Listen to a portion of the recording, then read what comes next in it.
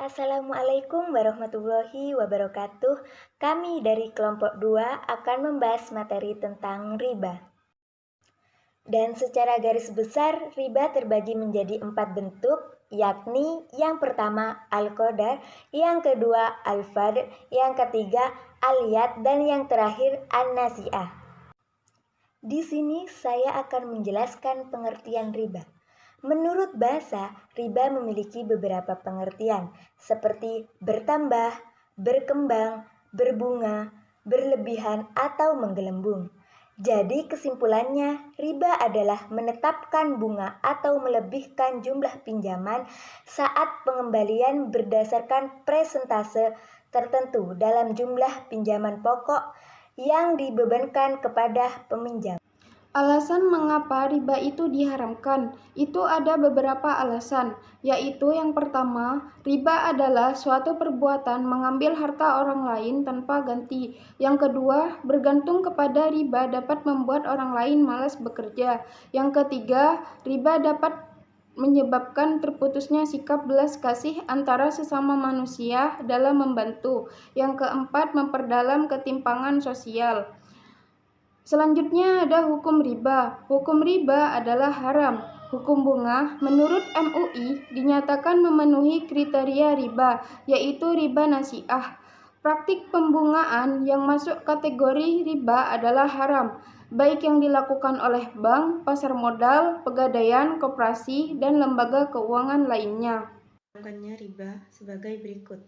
Yang pertama, Allah Subhanahu wa Ta'ala mengharamkan sesuatu yang baik, bermanfaat bagi manusia, tetapi hanya mengharapkan apa yang sekiranya dapat membawa kerusakan bagi individu maupun masyarakat. Yang kedua, keharaman riba dapat membuat jiwa manusia suci dari sifat tamak dan serakah. Yang ketiga, masyarakat menengah dan bawah tidak merasa dirugikan atau menderita untuk melakukan pinjam dana kepada badan usaha syariah atau perenggaan yang tidak menjalankan riba. Yang keempat, adanya terjalin kongsi dagang yang transparan dalam transaksi tanpa merugikan salah satu pihak. Yang kelima, bangun sistem syariah dalam kegiatan ekonomi masyarakat tanpa khawatir melanggar aturan Islam terdapat dalam Al-Quran dan hadis. Yang keenam, menjauhkan orang muslim dari sesuatu yang menyebabkan